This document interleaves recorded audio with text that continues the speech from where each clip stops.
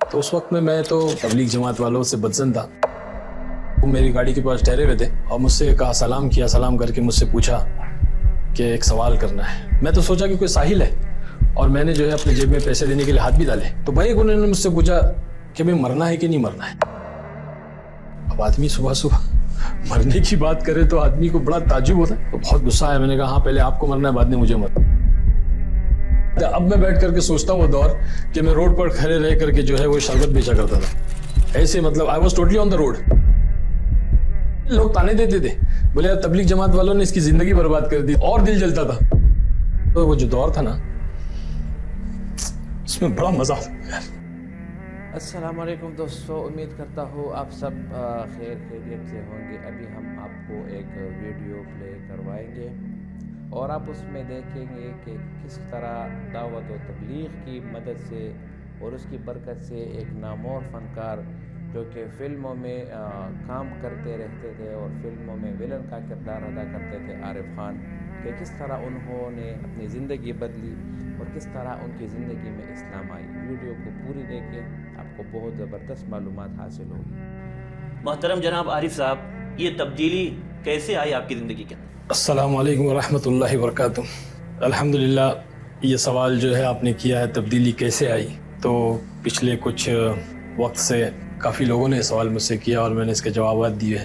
اصل میں یہ میں تو یوں کہوں کہ بس ان شارٹ یہ ہے کہ Allah wants me here and I am hair.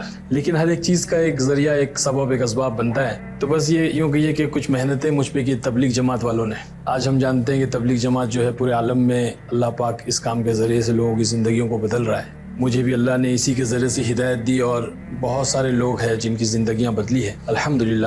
بہت زبردست محنت ہے, بہت زبردست کام ہے, نبیوں والا کام ہے. تو لوگ آئے, مجھ سے ملاقاتیں کی. تو اس وقت میں تو بہت مطلب بدزن تھا, تبلیغ جماعت والوں سے بدزن تھا, کیونکہ میں جس علاقے جس محلے میں رہتا تھا بامبے نمبر 8 مدن پورہ جسے کہتے ہیں, وہیں میری پیدائش ہوئی ہے, وہیں پلا بڑا میں. تو اس علاقے کے اندر کافی مخالفت تھی اس کام کو لے کر کے, کافی مخالفت تھی. لیکن الحمدللہ اللہ کہتا ہے نا قرآن پاک میں, وَقُلْ جَاءَ الْحَقُّ وَزَهَقَ الْبَاطِلُ إِنَّ الْبَاطِلَ كَانَ زَهُوقًا, کہ جب حق آتا ہے تو باطل بھاگ جاتا ہے, کیونکہ باطل جو ہے بہت کمزور ہے. اور وہی ہوا کہ دھیرے دھیرے اس کام کو اللہ نے عروج دیا اور جو ہے اللہ نے مجھے میرے ذہن کو بنایا.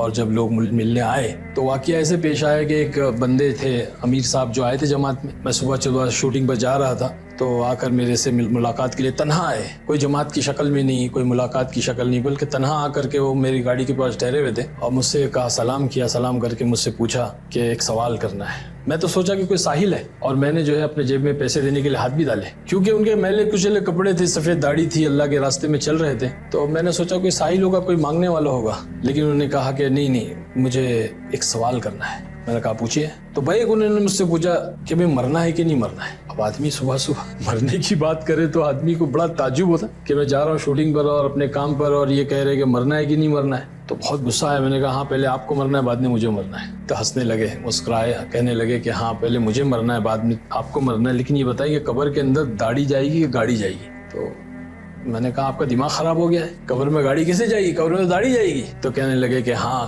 قبر میں گاڑی نہیں جائے گی, قبر میں داڑھی جائے گی.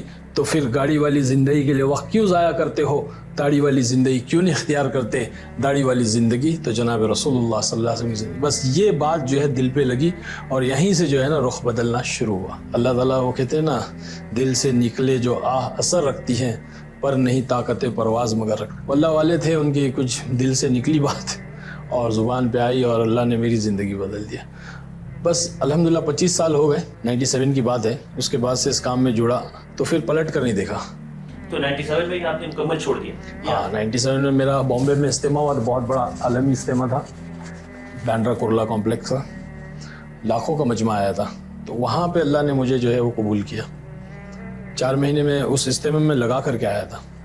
تو اچانک آپ نے اس دنیا کو چھوڑا تو شاید تکلیفیں تو بہت آئی ہوگی؟ بہت ایسی تکلیفیں کہ بیان نہیں کر سکتا. مطلب اللہ تعالیٰ جو ہے وہ آزماتا ہے. بے شک صحابہ کو نہیں چھوڑا اللہ نے. حضور پاک صلی اللہ علیہ وسلم کے صحبت یافتہ آپ کے صحابی ہے, ساتھی ہیں, دوست ہے, اللہ نے نہیں چھوڑا, آزمایا. تو آپ کیسے جمے رہتے, کیا کوئی بس جمایا بھی اللہ ہی نے. یقین نہیں آتا. اب میں بیٹھ کر کے سوچتا ہوں وہ دور کہ میں روڈ پر کھڑے رہ کر کے جو ہے وہ شربت بیچا کرتا تھا. ایسے مطلب I was totally on the road, راستے پہ آ گیا, میرے سب کچھ چلا. تو لوگ پہچانتے نہیں تھے آپ کو؟ پہچانتے تھے, لوگ تانے دیتے تھے, بولے یار تبلیغ جماعت والوں نے اس کی زندگی برباد کر دی, اس کو جو ہے نا وہ آسمان سے گرا اور کھجور میں اٹکا, ایسی مثالیں دیتے تھے. تو اور دل جلتا تھا کہ یا اللہ میں کیسے, لیکن مزہ آتا تھا بھائی, بہت مزہ آتا تھا وہ وقت, وہ جو دور تھا نا اس میں بڑا مزہ آتا تھا. تو بیوی گھر والوں نے ساتھ دیا الحمدللہ, بیوی نے بھی ساتھ دیا. بچے تو چھوٹے تھے اس وقت میں. تو گھر والے آپ کیا چاہتے تھے, آپ اس دنیا میں رہے یا آپ کی تبدیلی سے وہ خوش نہیں, گھر والے کی تو محنت تھی, وہ تو خود چاہتی تھی اللہ کی بندی کے جو ہے وہ اس دنیا سے ہٹ جاؤں. محنت کی, کوشش کی اللہ نے. تو پہنچے کیسے تھے آپ اس دنیا میں, آپ کی صلاحیت تھی یا کوئی آدمی نے آپ نہیں, کو؟ دوست احباب تھے, ایک جاننے والے کچھ تھے ہمارے, وہ انہوں نے لے آ کے انٹروڈیو کرا دیا تھا پروڈیوسر سے. کلب وغیرہ میں جاتے تھے تو وہاں پہ وہ دنیش پٹیل جو تھا وہ گیملر, مطلب ان کی وہ تھی نا کلب وغیرہ تھی, تو ہم بھی آؤٹ لائن ہی ہو گئے تھے اس زمانے میں, جوانی کا وقت تھا. تو تعلیم کیا حاصل کی تھی آپ؟ تعلیم میں نے جو ہے انٹر کیا میں نے, بس زیادہ نہیں میں نے پڑھائی کی. تو جب آپ واپس آئے تو کبھی آپ نے یہ سوچا نہیں کہ اگر میں شاید اس دنیا میں رہتا تو بہت کم آتا, یہ تکلیفیں نہیں آتی, کبھی زندگی میں اس طرح خیال آیا ہو؟ اس لائن میں دعوت و تبلیغ کی لائن میں آنے کے بعد میں مستقل جو ہے نا محنت میں لگے رہے, وقت لگتا رہا, 4 مہینے چلتے رہے, حالات میں چلتے رہے, بحرون وقت لگا. تو کبھی مطلب ایسے ذہن میں کبھی ایمان کی کیفیت, یہ محنت جو ہے ایمان کے بنانے کی محنت ہے. جب آدمی اس محنت میں لگا ہوا رہتا ہے تو ایمان کی کیفیت بڑھتی رہتی ہے, اور بڑھتا ہوا ایمان جو ہے نا کبھی چیزوں کی طرف, دنیا کی طرف مائل نہیں کرتا ہے. گھٹتا ہوا ایمان دنیا کی طرف مائل کرتا ہے. تو الحمدللہ آج تک تو ایسے ہی ہوا کہ محنت میں لگے رہے, ایمان کی کیفیت بڑھتی ہے. دنیا جا رہی ہے, نہیں مل رہی ہے, ایسا کبھی خیال نہیں آیا. زندگی میں بہت سے لمحات آتے ہیں, آپ اپنی زندگی کا سب سے بہترین لمحہ کس کو تصور کرتے ہیں, یا کہہ سکتے ہیں آپ کے لیے یادگار خوش نصیب وقت تھا وہ؟ میں تو اگر میں نے کبھی اس کے بارے میں سوچا نہیں, لیکن اگر اب آپ کہہ رہے ہیں تو میں اگر سوچوں تو میرے حساب سے وہ رات تھی جب اللہ نے مجھے ہدایت دی. میں مرکز میں جب پہلی رات شوٹنگ پر سے میں ڈائریکٹ آیا تھا مرکز میں, اور وہاں قیام کیا تھا میں نے ساتھیوں کے کہنے پر. تو اس رات جو مجھے نیند ملی تھی مسجد کی چٹائی پر, وہ نیند وہ پہلی اور آخری تھی. بس اللہ نے مجھے جنت کا مزہ چکھایا. ہاں, مطلب اللہ نے وہ جنت کا مزہ چکھایا کہ دیکھ یہ ہے اصل سکون جس کو کہتے ہیں. اور وہ رات کا جو ہے وہ ساتھیوں کا رونا میں نے دیکھا. پھر وہ میں نے 2 رکعت نماز پڑھی, پہلی بار تہجد, اور تہجد پڑھ کے میں نے دعا کیا اللہ اگر یہ سچے ہیں, ان کا کام سچا ہے. ساتھی رو رہے تھے پہلی صف میں, میں نے پوچھا یار یہ کیوں رو رہے, کیا پرابلم ہے ان کو, اتنی رات کو اٹھ کے رو کیوں رہے؟ تو بولے یہ جو ہے حضور پاک صلی اللہ علیہ وسلم اسی طرح امت کے لیے رویا کرتے تھے, اور یہ بھی اس لیے رو رہے کہ یہ امت جو ہے گناہوں سے بچ کے, جہنم سے بچ کے جنت میں چلی جائے. ہمارے مولانا یونس صاحب رحمۃ اللہ علیہ پونا والے اکثر کہتے تھے کہاں ملیں گے ایسے نوکر, کہاں ملیں گے ایسے غلام, کہاں ملیں گے ایسے خادم جو اپنا لگاتے ہیں, اپنا کھپاتے ہیں, اور پھر راتوں کو اٹھ کے روتے ہیں اور کہتے ہیں اللہ معاف کر دے, معاف کر دے, جیسے کرنا تھا ویسے نہیں کیا. تو یہ عجیب و غریب محنت ہے. یہ تو خوش نصیب لمحہ تھا. زندگی کا سب سے غمگین لمحہ کون سا تھا؟ غمگین لمحہ, اللہ کا شکر ہے, اللہ نے کبھی غمگین ہونے نہیں دیا اس کام میں لگنے کے بعد. اللہ نے ہمیشہ مطمئن رکھا, خوش رکھا, ہر حال میں خوش ہوں الحمدللہ.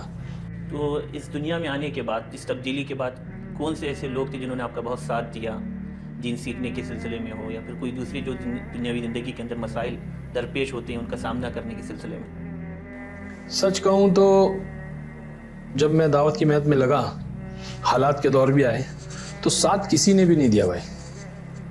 سچ ہے, یہ سچ ہے, ساتھ کسی نے بھی نہیں دیا, اور مجھے کسی سے شکایت بھی نہیں ہے, کیونکہ اس محنت کی بنیادی جو ہے وہ کلمہ ایمان لا الہ الا اللہ کے کرنے والی ذات اللہ کی ہے.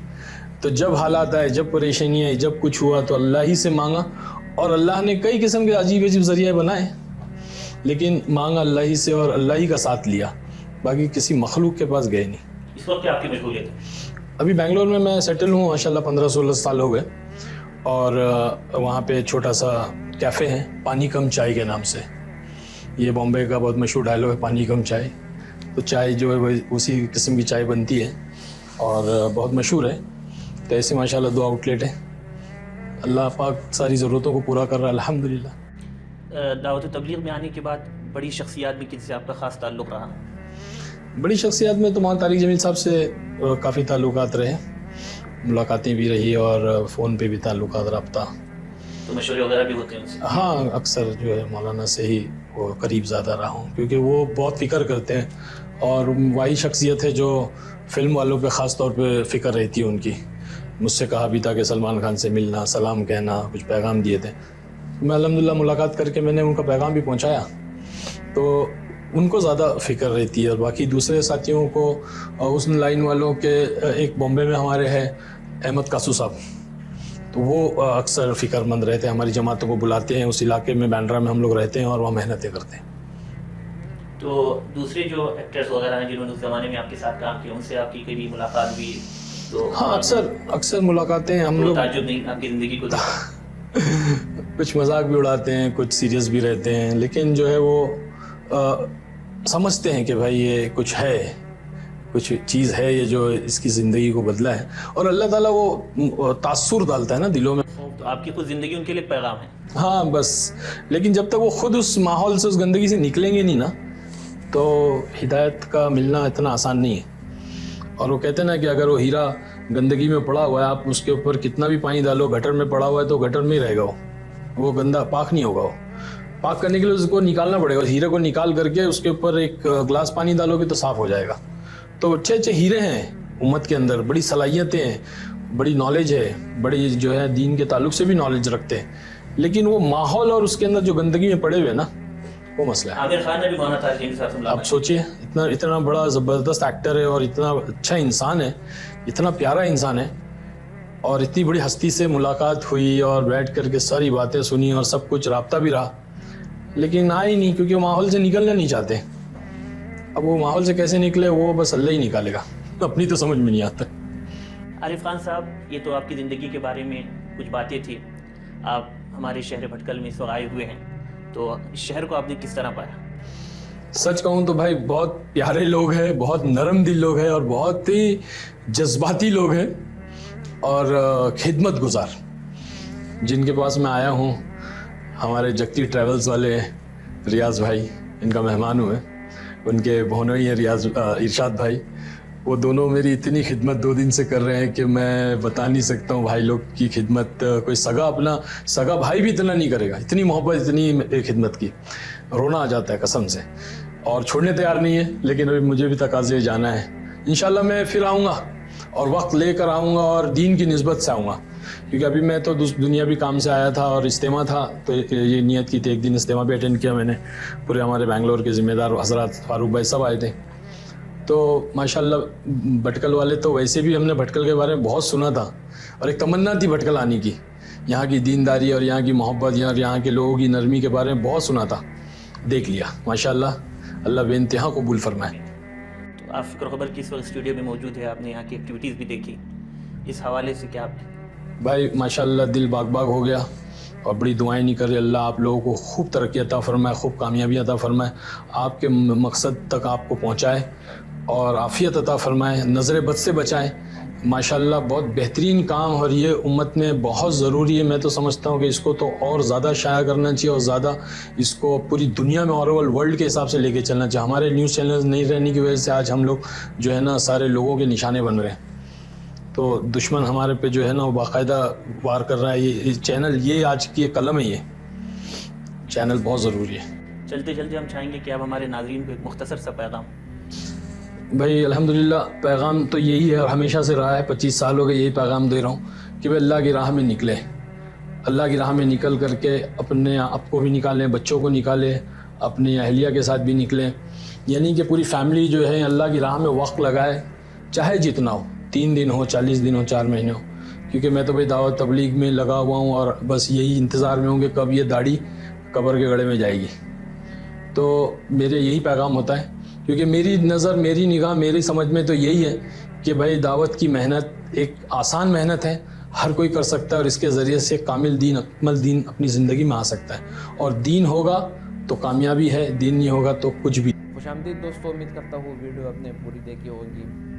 یہ تو صرف ایک چھوٹی سی مثال آپ کے سامنے ہے. جو لوگ کیمرے کے سامنے آتے ہیں اپنی فن کا مظاہرہ کرتے ہیں، کبھی فلموں میں، کبھی ڈراموں میں، اور کبھی کسی اور جگہ سے، کبھی کرکٹ کے میدانوں میں، اور کبھی کسی اور فن کے اندر مظاہرے کرتے ہوئے، یہ تو صرف وہ لوگ ہمیں نظر آ رہے ہیں جو کیمروں کے اندر آتے ہیں اور کیمرے کے سامنے ہر وقت رہتے ہیں کہ کس طرح ان لوگوں نے اسلام قبول کیا اور کس طرح ان لوگوں نے اپنی غلط فیلڈ کو، اپنی غلط جگہ کو چھوڑ کر صحیح راستے پر آ گئے. یہ فنکار آپ دیکھ رہے ہیں کہ کس طرح انہوں نے کہا کہ میں 1991 میں فلموں میں کام کرتا تھا اور اس میں ویلن کا کردار ادا کرتا تھا. تو بات ہے دعوت کی. اگر آپ دعوت دیں گے اور آپ کی دعوت میں اگر سچائی ہوگی اور آپ دل کی وہ جو کہتے ہیں نا کہ اپنے دل سے آپ دعوت دو گے تو ضرور اس کا اثر پڑے گا. آپ کے اس دعوت سے چٹان کے اندر بھی راستہ بنے گا اور آپ کی اس دعوت کی وجہ سے پہاڑ بھی پگھل جائیں گے اگر آپ کی دعوت دل سے ہوگی، زبان سے نہیں. یہ کہتے ہیں کہ تبلیغی لوگ ہمارے گھر آئے اور ہمیں کہا کہ آپ کو مر جانا ہے یا نہیں. تو بالکل مرنا تو سب کو ہے. تو مجھے یہ بات بہت بری لگی. میں نے کہا کہ پہلے آپ مریں گے اس کے بعد میں مروں گا. پھر مجھ سے کہا کہ نہیں، آپ داڑھی کے ساتھ مرنا پسند کریں گے یا داڑھی کے بغیر. تو یہ تبلیغ والوں کی یہ بات بہت زبردست ہے کہ وہ آپ کو اس طرح سادی بات بتائیں گے، ایک ایسی نرم بات آپ کو بتائیں گے کہ آپ کا دل خود بخود پگھل جائے گا. یہ صرف ایک مثال نہیں ہے. اس کی دوسری مثال میں آپ کو دیتا ہوں. کرکٹر یوسف یوہانا جو آج کل محمد یوسف کے نام سے ہے، اسلام سے پہلے یہ عیسائی تھا. اس کا نام تھا یوسف یوہانا اور یہ پاکستان کرکٹ ٹیم کے لیے کرکٹ کھیلا کرتا تھا. پھر جب اس کو دعوت ملی اور اس نے اسلام قبول کیا تو محمد یوسف خود کہتے ہیں کہ جب میں نے اسلام قبول کیا میرے خاندان والوں نے میرے ساتھ بائیکاٹ کیا. مجھے کہا کہ آپ ہمارے ساتھ نہیں رہ سکتے، اپنے گھر، اپنے بیوی، اپنے بچوں کو لے کر ہمارے گھر سے نکل جاؤ. تو انہوں نے یہ قربانی دی، گھر بھی چھوڑ دیا، بیوی بچوں کو بھی ساتھ لے کر گیا اور اس گھر سے منتقل ہو گیا. پھر اللہ تعالیٰ نے اس کو جو عزت دلائی، آپ نے دیکھا کہ اس نے سال 2006 میں ٹیسٹ کرکٹ میں ایک سال کے اندر سب سے زیادہ رنز بنانے والے کھلاڑی بھی یہی بن گئے. یہ کیوں؟ یہ اسلام کی برکت ہے. اسلام کی برکت کی وجہ سے اس نے ایک سال میں کرکٹ کے ریکارڈ بنے جو بہت سالوں تک برقرار رہا. میرے خیال سے آج تک بھی یہی سال برقرار ہے جو ٹیسٹ کرکٹ میں سب سے زیادہ رن بنانے والے ایک سال کے اندر وہ محمد یوسف ہے. اس کی دوسری مثال ہم لیتے ہیں جنید جمشید کی. آپ سب جانتے ہیں دل دل پاکستان، یہ جنید جمشید نے گایا تھا اور اس گانے کی وجہ سے جنید جمشید شہرت کی بلندیوں تک پہنچ گیا تھا. لیکن جب اس نے اسلام قبول کیا، اسلام تو پہلے سے ہی قبول کیا تھا، لیکن جب اس نے گلوکاری سے توبہ کی اور راہ راست پر آئے اور دعوت کو اپنی زندگی کا مقصد سمجھا تو پھر اس کو اللہ تعالیٰ نے جو شہرت دی آج بھی ہم جانتے ہیں. اور اس کا ایک بیان بھی بہت مشہور ہوا ہے کہ جو سکون ہم 5 اسٹار ہوٹلوں اور 7 اسٹار ہوٹلوں میں ہم ڈھونڈا کرتے تھے وہ مجھے بالاکوٹ کے ایک پھٹی پرانی مسجد میں ملی. تو دعوت ہی ایک ایسے ذریعہ ہے جو کہ پیغمبر دعوت دیا کرتے تھے. ہمارے پیغمبر صلی اللہ علیہ وسلم چونکہ اللہ تعالیٰ کے آخری نبی ہے، اس کے بعد کوئی دوسرا نبی آنے والا نہیں ہے، اس لیے یہ دعوت کا کام ہمارے ذمہ لگا دیا گیا. اگر ہم اپنی دل سے دعوت دیں گے کسی کو بھی، کوئی بندہ نماز نہیں پڑھ رہا اس کو آؤ نماز کی طرف آؤ، کوئی بندہ غلط کام کر رہا ہے اس کو روکے. اسی لیے ہمارے اس امت کو بہتر امت قرار دیا گیا اسی دعوت کی وجہ سے. اللہ تعالیٰ قرآن میں فرماتے ہیں کنتم خیر امت اخرجت للناس تأمرون بالمعروف وتنہون عن المنکر. آپ بہترین امت اس لیے ہو کہ آپ برائی سے روکیں گے اور اچھے کام کا حکم دیں گے. تو اگر ہم دعوت دیں گے اور اپنی زندگی میں دعوت کو اپنا اصل مقصد سمجھیں گے تو اللہ تعالیٰ ہماری زندگی بھی بنائیں گے اور دوسروں کی زندگی میں. بہترین انسان وہ ہے جو خود اپنے آخرت کی زندگی بنائے اور دوسروں لوگوں کی بھی فکر کرے، ان لوگوں کو بھی دوزخ کے عذاب سے بچائے. امید رکھتا ہوں ویڈیو آپ کو پسند آئی ہوگی. ویڈیو آپ کو پسند آئی تو اس کو لائک کریں اور چینل کو بھی سبسکرائب کریں.